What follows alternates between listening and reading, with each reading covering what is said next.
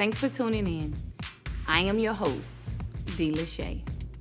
Today we will discuss domestic violence and sexual abuse. Today's guests will tell their story, how the silence, secrets, added to their pain and suffering until they refused to be a victim and found the strength to speak up, leave, and live victoriously. Stay tuned for more of Steppin' Out.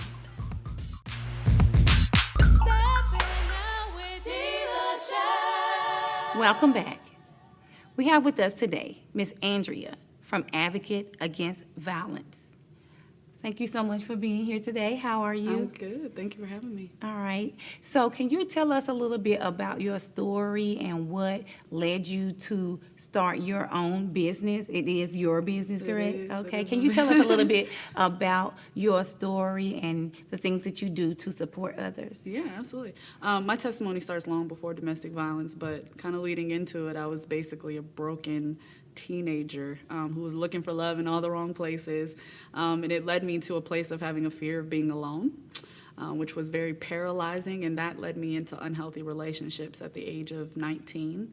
I got married when I was 19, divorced at 21. He was verbally abusive. That was the first time I experienced domestic violence, although I wasn't aware at the time that it was domestic violence. Then in a string of relationships for a period of a decade, when I met a man in Maryland, where I'm from, I moved back, and that loneliness set in again, and I met another guy, and this time he was an alcoholic. So when he was sober, he was an amazing person, but when he was drunk, he was the devil. And one thing led to another, kind of escalated over a period of time. And one night I found myself in our bathroom, with the life being choked out of me because he had blacked out while choking me. Wow. And so my life did flash before my eyes. Things got real at that point, and by the grace of God, I'm still here. But it really made me understand that I had some healing to do, and that it was time to change some things. So I moved back to Nashville. I've been back for about 6 years now because I survived in 2012. And ever since then, after taking a healing journey with the Lord, I really just started focusing on getting people out and helping them that are going through the same things that I've been through. So you said that, I just want to backtrack just a little bit. You said that your breaking point was in the bathroom. Mm-hmm. Did you see any warning signs before it got to that point that this is not healthy? Yeah, I did, but as most things happen with domestic violence, I excused a lot of the behavior simply because I knew who he was when he wasn't drunk, and he was a very nice person, wouldn't hurt a fly when he wasn't drunk. And then a lot of it I excused because I wasn't technically getting hurt. It started off with like him pushing me up against the wall or squeezing me too tightly or things like that. And those are things that you're like, well, it's not a big deal, you know. I didn't really get hurt, even though I was scared. Then eventually that led into bigger things and him destroying things around our household. But you think when they're destroying things around the house that it won't turn to you. But that is the biggest red flag, that eventually it's going to turn to you. And so at the time, I don't believe I really even realized any of those were red flags and that I could potentially lose my life because I wasn't educated on domestic violence. I wasn't even aware that I was in it at the time. So it took that breaking point, being in the bathroom, to get you to where you are now with your own business, Advocate for Violence, to help other people that are in that situation. Now, is that something that your organization do? Bring awareness to people for them to see the warning signs? Yes, amongst many other things. Domestic violence is really complex. Like it's one of those things that you can unravel and unravel and unravel. It has so many layers to it. And majority of our community is not educated on domestic violence. They have no clue what it really is, what really happens behind closed doors, and they definitely don't have any idea what to do for victims if a victim ever comes to them. And so what I realized when I healed from my domestic violence situation was that majority of people have a lack of knowledge about how to intervene, and so if a victim comes to them, they often miss the opportunity at hand with a conversation. And so when they miss that opportunity, the thing about domestic violence is if a victim goes back into a relationship after having a conversation with you, which was the opportunity, and they weren't given what they were supposed to be given, they may not come back out. That's just the reality of domestic violence. So we have to seize every opportunity we get to cross paths with a victim to intervene in whatever way that we can. So when you are educating people, do you all stress the importance of being sensitive to the person and yes. stress the importance to the person of loving themselves more than they love the person? Do you see that there may be a problem sometimes that they love the person so much that they hesitate when it comes to leaving? Yes, so love does play a big factor. They do definitely love that person a lot, and unfortunately, violence doesn't stop that. But that's where a common misconception happens. A lot of people are so focused on the fact that the victim loves this person, which is not something that you can change in a conversation with a victim, that they fail to realize the conditioning that the victim has gone through behind closed doors. If you're focusing on combating their love for this person, you are wasting your time. And so what will happen is you'll get frustrated with them and you'll walk away, and again, the opportunity will be missed. So I often educate people on what victims go through behind closed doors, how they feel, the ways that they react to things, so that you really understand the trauma that they're dealing with and the reasons that they act and react the way that they do. So a victim can't love that person enough to make that person want to change? No, I don't believe that they can. I believe people can come back together later on in life, but that's after getting some serious help and healing and all that sort. I wouldn't recommend it, but I do believe people can change, but not while together. You can't love them enough to make them change? No, because there's a deeper issue there on both sides of the cycle, with abusers and with victims. There's so much of a deeper issue there. Yeah. Well, thank you so much. We're going to have some guests here today, and if it's okay with you, I would like you to sit just to be a form of moral support for some of our guests that are here today to tell their story. And because of your business, that you have, I think it would be great for you to sit with them just to be a source of encouragement as they tell their story today. Okay? All right. Thank you. We'll be back with more of Stepping Out after these words. It's more than just fashion. It's style. It's grace. It's confidence. It's excitement. It's Jasmine Marie.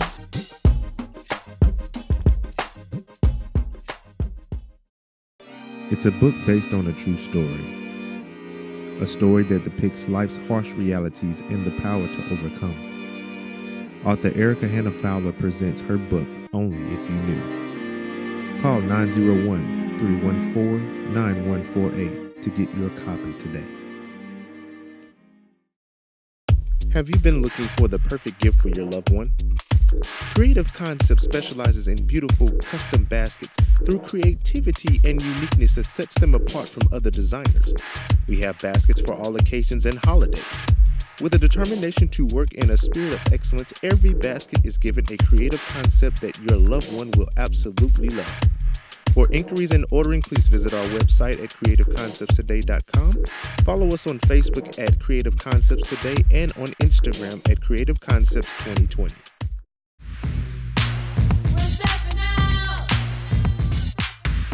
And we're back. We have Miss Chelsea Marie, and she's here today to tell her story of how she moved from being a victim to the healing process of the things that she dealt with in a domestic violence relationship. Thank you so much for being here. Thank you for having me. All right.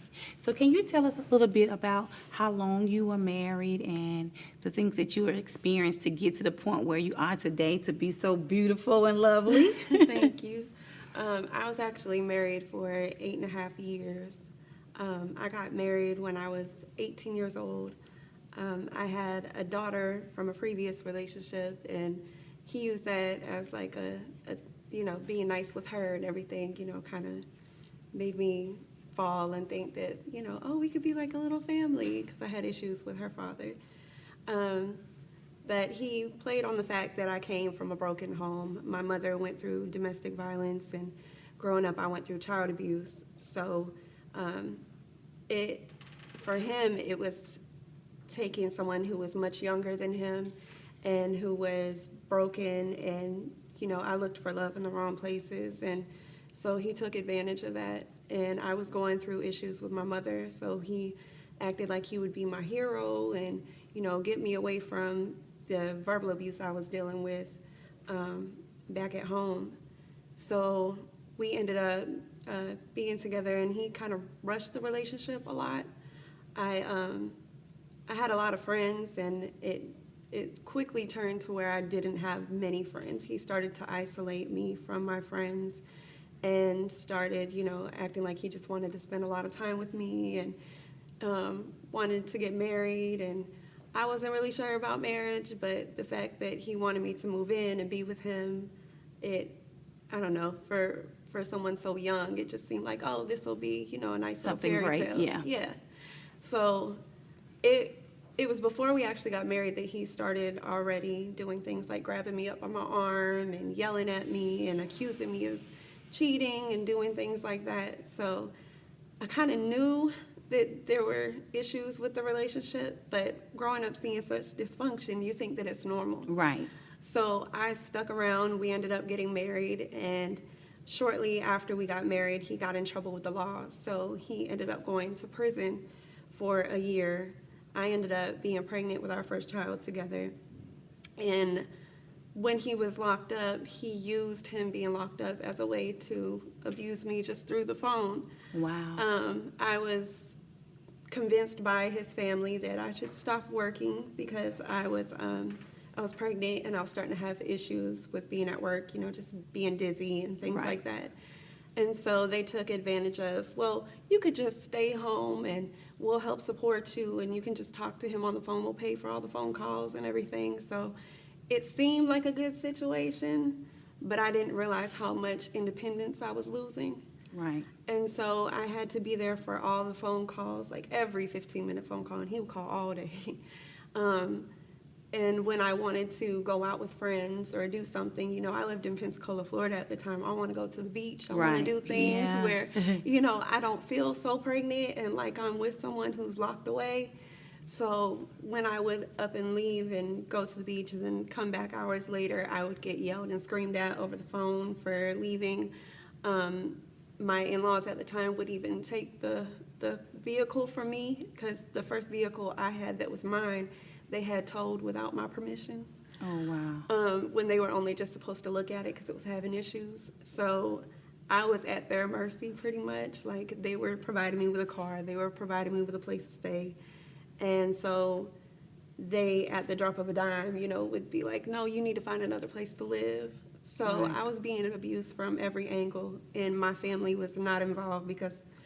So you kept those secrets Yeah. and didn't talk to anyone about it? No, I had like a couple friends. They kind of could see what was going on, and they would tell me, like, we miss you, like you're not yourself. And I, just looked at it like, I'm just trying to make it work. I'm trying to hold him down, be his ride or die because he's Right. in prison, that type of thing, and focus on having a baby. So by the time he got out, he convinced me to move to Nashville. I've never been to Nashville before. I don't have much family in the States because Right. I was born in Vancouver, Canada. So we moved up here, and that's when the abuse really started. You were completely isolated from all Completely. family, didn't have any friends. You didn't know anyone in Nashville? No one. So it was all, his friends, and whatever he wanted to do was fine, but I couldn't have any freedom. I was just supposed to take care of the children. And it was then that he started to like violently shove me around, and he smacked me across my face for the first time. And I kind of broke down and was like, I can't do this. Like, I can't go through this again, And because being a victim of child abuse, you just don't want anybody hitting you. And but he would sit down and tell me he would never do it again. He was so sorry, and I just shouldn't have acted that way, And so I just stayed because I didn't really have much options, and the abuse just seemed to get worse. Like things would break around the house, like as you said, like they break things around the house. There were times where my floor was nothing but shattered glass, and he would threaten to take my children from me, which really terrified me because I watched my mother lose my youngest brother to her abuser. So losing your children weren't an option at all. Exactly. Right. So I was just like, I'm just gonna have to put up with this until I can figure something out. And many times when we would separate for weeks at a time, he would go to his friend's house, and that's when I would start to get the strength, like, I'm going to go look for a job, I'm going to go back to school. And as soon as it was like he would always catch wind of what my plans were. And as soon as I was, waiting for a call back on a job or something, he would come and tell me, no, we need to be together. You don't need to go work. You need to be here with the children. And I'm going to work and make all the money. And, I'll take care of you guys and everything will be good. And it was a constant cycle. It happened over and over again where he would have a violent episode and snatch me up by, my throat or throw me across the room in front of my children. I've been, knocked unconscious. I've been in a neck brace because of him while I was holding my 5-pound baby in my arms, and for some reason I never was able to leave because every time I would try to leave, again, he was using the children. He would literally beat me up and then take my children to his grandparents' home. And of course the children were fearful, so they would leave with him. And my children tell me now, to this day, they'll say things like, we were scared. We didn't want to leave with him, but we were scared, what would happen if we didn't. And I always told them, like, you did the right thing. Like, at least I knew you would be safe when you got to the grandparents, because a lot of the time he would just drop them off there. But it was hard as a mother, having your children ripped from you all the time, and then you have to sit there with just the pain of it all, just like, how am I going to get out of something like this? Right. So after many years of going through it, I actually ended up pregnant with my youngest son. And at this point, we had moved to so many different places. We ended up living in a hotel. So at that point, I was fed up with everything. But he ended up having another violent episode where this time he just shoved me in my stomach. And that terrified me that I would lose the baby because of him being violent, because we had, some terrible happenings years before where I had actually lost a child after birth because of pregnancy complications, which I know were due to being shoved around so much. So I didn't want to go through that again. So I ended up having his friend take him out because his friend was there with him. I said, could you please just get him out of here? And so he did. But when he came back, he was still just as violent. I thought maybe he would calm down. Instead, he came back and started shoving me around and yelling at me again in front of the children. So many times I tried to call the police, but my phone would always get broken. Right. So I finally managed to call 911, and he didn't believe that I was going to do it, so that worked to my advantage. And I quickly put the phone underneath me so he couldn't get it. And I knew once that operator got on the line, everything would be okay. And so when she finally was on the line, he was, who are you talking to? I'm like, I really called the police. So pack your things and leave. Right. So I was telling her what was going on, and they sent a unit out. And I told them that I didn't want to press charges. I just wanted him escorted out. Right. So when they did that, I had been going to the YWCA trying to get my GED. So, because I was a high school dropout. And when I was there, I saw cards for like the domestic violence hotline. And I was always afraid to take one because he would always go through all my belongings and find everything, and then that would be a problem. But somehow, grace of God, he never found that card. So after he was escorted out, I called that hotline. And I just wanted someone to talk to because I had no friends at this point. I had no one to speak to. And I just cried and vented, and then they started telling me about shelters. And at that point, a shelter was scary, but it was not the worst thing that could happen. I had already hit rock bottom, so it was like, yes, this could be my saving grace. Right. So I took them up on the idea of going to a shelter, and they called me back within a week telling me that a room had opened up. So I packed my children and myself, and we went. And it sounds scary, but like when we got there, it was the most beautiful place. And walking into our room, we had a room to ourselves. My children have their own You were able to beds, sleep everything. at peace. And he Yeah. can't find me. And He he can't can't find- harass me. And Right. the only thing he could harass me by was phone. Right. So, which that took some healing and figuring out, like, I don't have to pick up my phone. Right. But just being in a safe place, that was everything. All right. Well, thank you so much. We'll hold your story. We need to take a break, and we'll be right back. Stay tuned. We'll be back with more of Steppin' Out. Have you been looking for the perfect gift for your loved one? Creative Concepts specializes in beautiful custom baskets through creativity and uniqueness that sets them apart from other designers. We have baskets for all occasions and holidays. With a determination to work in a spirit of excellence, every basket is given a creative concept that your loved one will absolutely love. For inquiries and ordering, please visit our website at creativeconceptstoday.com. Follow us on Facebook at Creative Concepts Today and on Instagram at Creative Concepts 2020.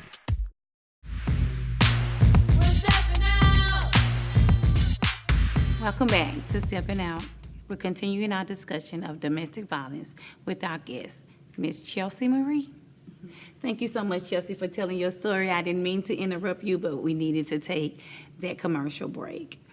So I wanted to ask you, during this time that you were going through this awful marriage, did you ever cross paths with people that, if they seen the warning signs and said something to you, you may have left? Do you think you may have left sooner?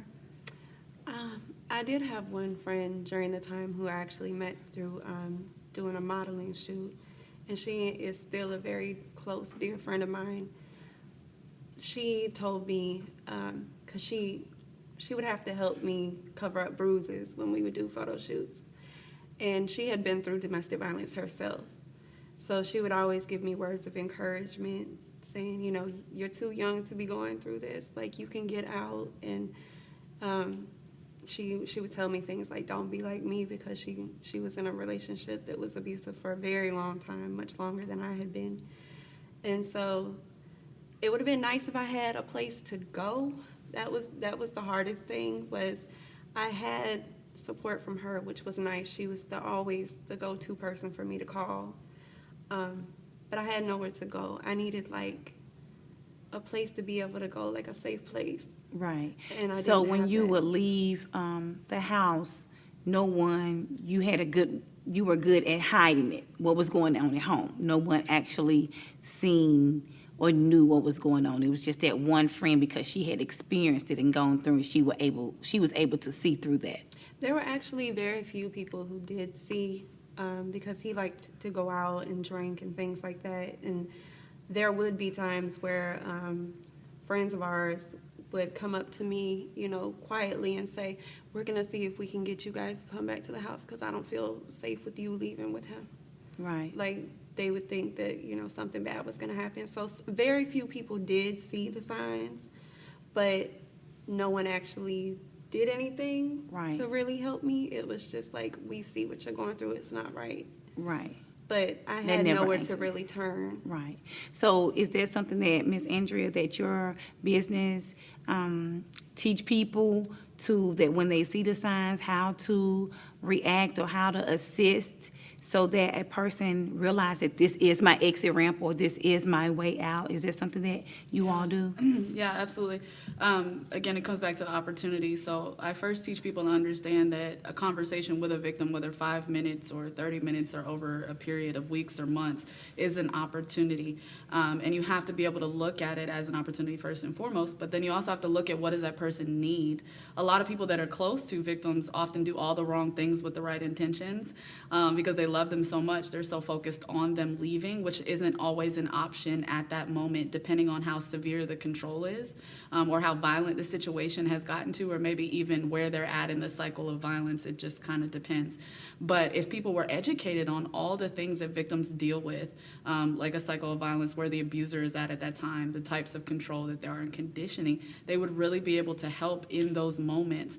A lot of people don't know that there's a difference between help and support. Like what I was hearing her say was that she needed a lot of support, because leaving may not have been an option at that moment. Doesn't mean that she doesn't want to, but she needs somebody there as a victim to be able to help her to get through until she can leave. And majority of people cannot do that because they emotionally attach themselves to the situation, or they're only focused on the outcome that they want and when they want it, out of good intention. But domestic violence will never work like that. It will never be just a quick decision followed by walking out the door. If it was, all victims would be gone very quickly. So we often miss out on the opportunity. And then as far as recognizing the signs, majority of people don't even know the signs. And domestic violence is one of those things that you have to actively be looking. Actively be looking, because you won't just see it. People don't pop up with bruises on their face most of the time. The person's going to abuse them in places where you cannot see, and it's hidden by clothing. The only reason the young lady she was talking about saw was because she had to cover it up with makeup in certain areas. So most people are not going to see that. So people have to first know the signs and be actively looking for them, and then know what the follow-up is, because people are scared to even touch domestic violence. It's like taboo. Yeah, and then other people, they have the perspective of that it's helpless and hopeless. So they feel like what you were saying about the encouragement, that was huge for her in that moment, for someone to hear her out and encourage her. But the reason that young lady was able to do that so well is because she's been there. Right. Majority of people who have never experienced domestic violence don't know how to just support someone and encourage, because they look at it like, that's not helping you. You need to get out. Right. And yes, they do need to get out. But again, that support and that encouragement is huge. For some people, it's a process. Yeah, exactly. It's always a process followed with a plan. And I'm sure you experience that when you call a hotline, a domestic violence hotline, whether you're calling the national hotline or the YWCA, they safety plan with you. It's really important that you have a plan, because if you do not have a plan, you could die. It's the same thing as a fire escape plan in a building. If you don't know how you're going to get out when there's a fire and a fire happens, you may not get out because you didn't have a plan. Right. It's that simple. And so it's really important to make sure that you have the process, you go through the process, even if you want to leave. So with your business, do you teach people to knowing when to be a support, or knowing the difference of when I just need to be a support for this person, or knowing that this person is ready to get out? Yeah, I definitely say I teach them about conversation. A lot of people say, okay, well, now that I know recognizing the signs, and now that I know all of these things about the way that domestic violence works, what do I do now? And so a lot of people don't know how to have a conversation with a victim. So I make sure and first teach them where a victim's mindset is at, because you can't really understand how to have a conversation with a victim if you don't understand where their mind is at. It's not in a place where everybody else's mind is at, so that you know why they're acting and reacting the way that they are, because they're in a very vulnerable place, and all of us have been through vulnerability. It's a very uncomfortable place, and it makes us react to things differently than normal mind frame. So it's just really important that you understand what that victim needs at the moment, but that takes a lot of listening. Again, not focusing on your own agenda, even with the right intentions. Tune in next week as we continue our discussion on domestic violence and sexual abuse. You may not be able to get out at this moment as much as I want her out. And majority of the time they'll tell you, it's just a matter of listening.